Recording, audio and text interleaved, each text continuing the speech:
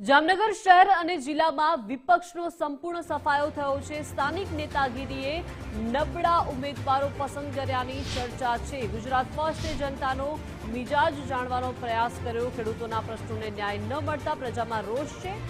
વિપક્ષનો વિરોધ માત્ર social media અને પ્રસિદ્ધિ પૂરતો છે। ભ્રષ્ટાચારના મુદ્દાઓને વાસ્તવિકતા સુધી લઈ જવામાં નિષ્ફળતા મળી છે। પ્રજાના પ્રશ્નો ઉઠાવવામાં વિપક્ષ નબળો પુરવાર થયો છે। જામનગરના નાગરિકોએ વિપક્ષની હારના આ કારણો રજૂ કર્યા છે। સ્થાનિક સ્વરાજ્યની ચૂંટણીમાં જામનગર જિલ્લાની વાત કરવામાં આવે તો મહાનગરપાલિકા હોય, તાલુકા પંચાયત હોય કે જિલ્લા પંચાયત હોય, તમામમાં વિપક્ષનો જે સફાયો થયો છે। શું છે તેની પાછળના કારણો? વિપક્ષ કેમ નબળો પડ્યો? વિપક્ષ ક્યાં પાછળ રહી ગયો? આપણી સાથે જામનગરના સુગ્ન નાગરિકો જોડાયેલા છે, તેની સાથે વાત કરશું। શું કહેશો, કઈ રીતના વિપક્ષને જુઓ છો? વિપક્ષની હારના પાછળના કારણો તમારી દ્રષ્ટિએ જિલ્લામાં શું જોઈ છે? જામનગર જિલ્લાની વાત કરું તો ગ્રામ્ય વિસ્તારની અંદર છે એ શહેરી વિસ્તાર કરતા મતદાન ઊંચું થયું છે, એટલે લોકોએ મતદાન શહેરી કરતા ઊંચું કર્યું છે। પણ ખરેખર હજી જેટલું મતદાન થવું જોઈએ એટલું થયું નથી। 30 થી 40% લોકો એવા હતા જેને મતદાન જ નથી કર્યું। કે જે આ લોકો જે છે 30 થી 40% લોકો એવા છે કે જેને કોઈ સત્તા પક્ષ કે વિપક્ષ ઉપર ભરોસો નથી, એટલે મતદાન નથી કર્યા, આવું હું માનું છું। બીજી વસ્તુ, વિપક્ષની વાત કરીએ તો વિપક્ષની અંદર મેં જોયું છે કે જ્યાં જ્યાં વિપક્ષના લોકોએ જામનગર જિલ્લામાં મહેનત કરી છે, આપણે લાલપુર વિસ્તારને એ બધું જુઓ તો ત્યાં ત્યાં ચોક્કસપણે વિપક્ષના લોકો ચૂંટાણા છે।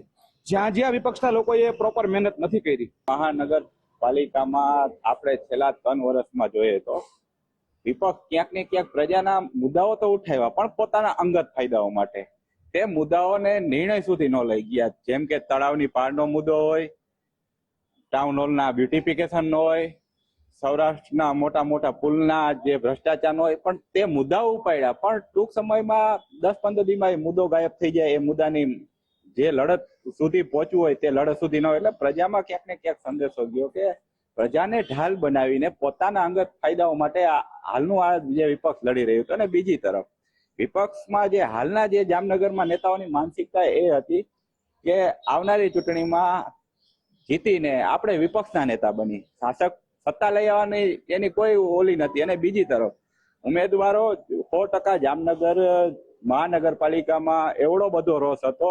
તેમનું મોટામાં મોટું ઉદાહરણ એ દઈ શકી કે વોર્ડ નંબર 5માં જ્યાં સાંસદ સભ્ય રહીએ, જ્યાં ખુદ મંત્રી રહીએ, જ્યાં ભાજપના પ્રમુખ રહીએ, છતાં પણ ત્યાં સૌથી ઓછું મતદાન થયું, એટલે પબ્લિકમાં રોષ 100% હતો। પણ તેમની સામે એવા ઉમેદવાર ન મૂક્યા કે જે પ્રજાના પ્રશ્નો ઉપાડી શકે, અને જે સામે જે ખરાબ ઉમેદવાર છે એના કરતા સારા છે, એના કરતા પણ સારા નતા, એટલા માટે હાર્યા છે। સોશિયલ મીડિયામાં જે રીલો બનાવતી હોય છે વિપક્ષ પક્ષના નેતાઓ, જે નેગેટિવ ઇફેક્ટ જે જનતામાં ફેલાવી રહ્યા છે, પણ જે કામ જે વિરોધ પક્ષ કરે છે લોકોના કામ સુધી પહોંચી શકતું નથી। ખાલી થોડાક દિવસો માટે રેલી કાઢે, વિરોધ પક્ષ કરે, વિરોધ કરે, સરકારના રોડ બંધ કરાવીને વિરોધ કરતા હોય છે। એ થોડાક ખાલી દેખાવ બધું સોશિયલ મીડિયામાં કરતો હોય છે, જેનાથી જનતા માટે કાંઈ કામ થયું નથી। રાજપરમાં ભાજપ સામે વિરોધ પક્ષ તો સાવ એટલે સાવ નાની જ વાત કહેવાય કે કામ કર્યું જ નથી વિરોધ પક્ષે જોવા માંડી તો। જામનગરની જ વાત થાય છે, જ્યાં પણ વિરોધ પક્ષ નેતા બહુ ઓછું કામ કરે છે, ખાલી સોશિયલ મીડિયામાં તણાવ જવા માટે આમ રોપ બતાવે છે, બાકી કઈ કામ કરતું છે નહીં। વિરોધ પક્ષ દ્વારા જે વિરોધ કરવામાં આવ્યો છે તે ક્યાંક ને ક્યાંક પોતાના પૂરતો સીમિત રહ્યો હોય તેમ, અને બીજી તરફ પક્ષ દ્વારા જે ઉમેદવારો પસંદ કરવામાં આવ્યા છે તે ક્યાંક ને ક્યાંક સિન્ડિકેટ સિસ્ટમથી કરવામાં આવ્યા છે, જેના કારણે જે છે તે વિપક્ષ નબળો પડ્યો હોવાનું જામનગરના સુગ્ન નાગરિકો છે તે મત દર્શાવી રહ્યા છે। કેમેરામેન હિરેન ગાંધીની સાથે નથુ આહિર, ગુજરાત ફર્સ્ટ, જામનગર।